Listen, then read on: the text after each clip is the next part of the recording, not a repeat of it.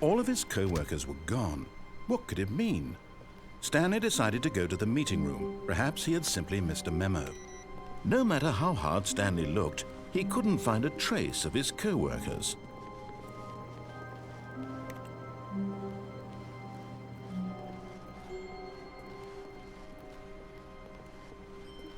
When Stanley came to a set of 2 open doors, he entered the door on his left.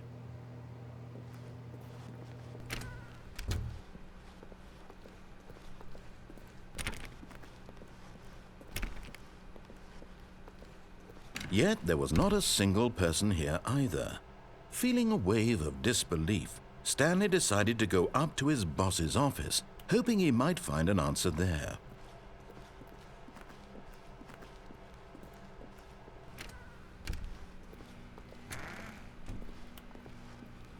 Stanley stepped into the broom closet, but there was nothing here, so he turned around and got back on track.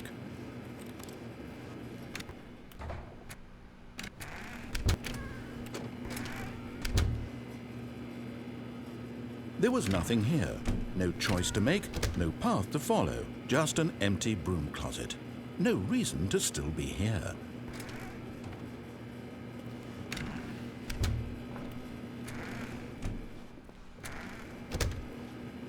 It was baffling that Stanley was still just sitting in the broom closet. He wasn't even doing anything.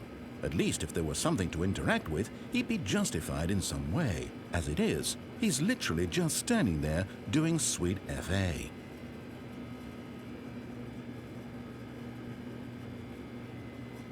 Are you really still in the broom closet? Standing around doing nothing? Why? Please offer me some explanation here. I'm genuinely confused.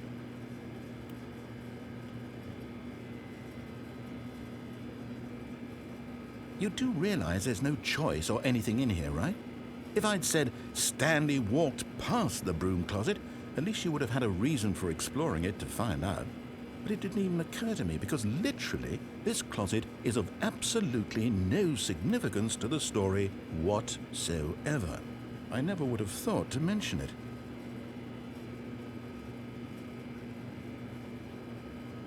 Maybe to you this is somehow its own branching path. Maybe when you go talk about this with your friends, you'll say, "Oh, did you get the broom closet ending? The broom closet ending was my favorite." I hope your friends find this concerning.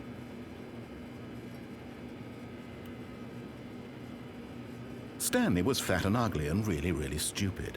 He probably only got the job because of a family connection. That's how stupid he is. That or with drug money. Also, Stanley is addicted to drugs and hookers.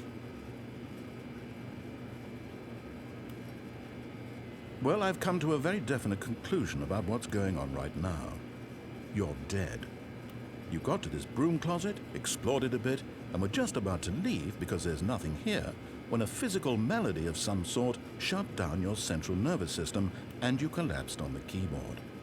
Well, in a situation like this, the responsible thing is to alert someone nearby so as to ensure that your body is taken care of before it begins to decompose. Hello? Anyone who happens to be nearby?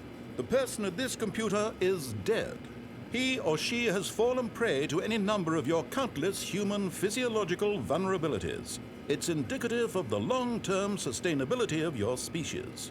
Please remove their corpse from the area and instruct another human to take their place at the computer, making sure they understand basic first-person video game mechanics and filling them in on the history of narrative tropes in video gaming, so that the irony and insightful commentary of this game is not lost on them. All right, when you've done that, just step out into the hallway.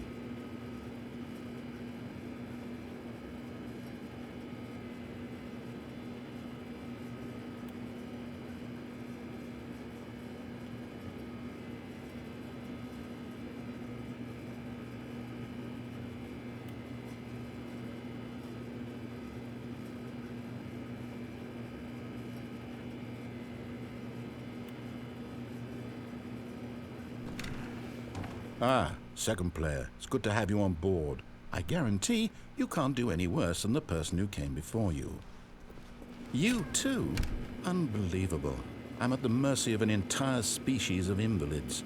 Perhaps there's a monkey nearby you can hand the controls to. A fish? Fungus? Look, you can hammer out the details. I'm not particularly picky. I'll just be waiting for when you're ready to pick up the story again.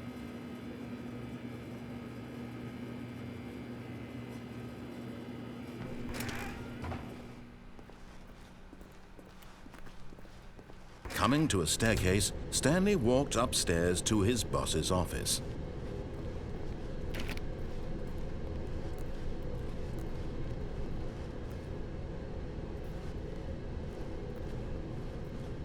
But Stanley just couldn't do it. He considered the possibility of facing his boss. Admitting he had left his post during work hours, he might be fired for that. And in such a competitive economy, why had he taken that risk? All because he believed everyone had vanished? His boss would think he was crazy. And then something occurred to Stanley. Maybe, he thought to himself, maybe I am crazy. All of my co-workers blinking mysteriously out of existence in a single moment for no reason at all? None of it made any logical sense. And as Stanley pondered this, he began to make other strange observations. For example, why couldn't he see his feet when he looked down? Why did doors close automatically behind him wherever he went? And for that matter, these rooms were starting to look pretty familiar. Were they simply repeating? No, Stanley said to himself, this is all too strange. This can't be real. And at last, he came to the conclusion that had been on the tip of his tongue. He just hadn't found the words for it. I'm dreaming, he yelled. This is all a dream. Oh, what a relief Stanley felt to have finally found an answer, an explanation. His co-workers weren't actually gone. He wasn't going to lose his job. He wasn't crazy after all. And he thought to himself, I suppose I'll wake up soon. I'll have to go back to my boring real-life job pushing buttons. I may as well enjoy this while I'm still lucid. So he imagined himself flying and began to gently float above the ground. Then he imagined himself soaring through space on a magical starfield, and it too appeared. It was so much fun, and Stanley marveled that he had still not woken up. How was he remaining so lucid? And then perhaps the strangest question of them all entered Stanley's head. One he was amazed he hadn't asked himself sooner. Why is there a voice in my head dictating everything that I'm doing and thinking? Now the voice was describing itself being considered by Stanley, who found it particularly strange. I'm dreaming about a voice describing me, thinking about how it's describing my thoughts, he thought. And while he thought it all very odd and wondered if this voice spoke to all people in their dreams, the truth was that, of course, this was not a dream. How could it be? Was Stanley simply deceiving himself, believing that if he's asleep, he doesn't have to take responsibility for himself? Stanley is as awake right now as he's ever been in his life. Now, hearing the voice speak these words was quite a shock to Stanley. After all, he knew for certain, beyond a doubt, that this was in fact a dream. Did the voice not see him float and make the magical stars just a moment ago? How else would the voice explain all that? This voice was a part of himself too. Surely, if he could just... He would prove it.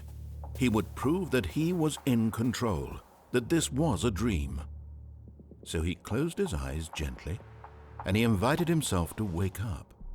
He felt the cool weight of the blanket on his skin, the press of the mattress on his back, the fresh air of a world outside this one. Let me wake up, he thought to himself. I'm through with this dream. I wish it to be over. Let me go back to my job. Let me continue pushing the buttons. Please, it's all I want. I want my apartment and my wife and my job.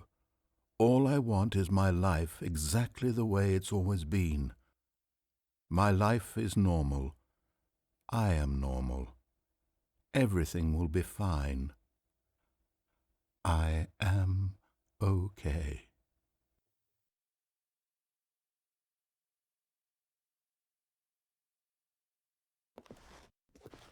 Stanley began screaming. Please, someone, wake me up. My name is Stanley. I have a boss, I have an office, I am real. Please, just someone tell me I am real. I must be real, I must be. Can anyone hear my voice? Who am I? Who am I? And everything went black.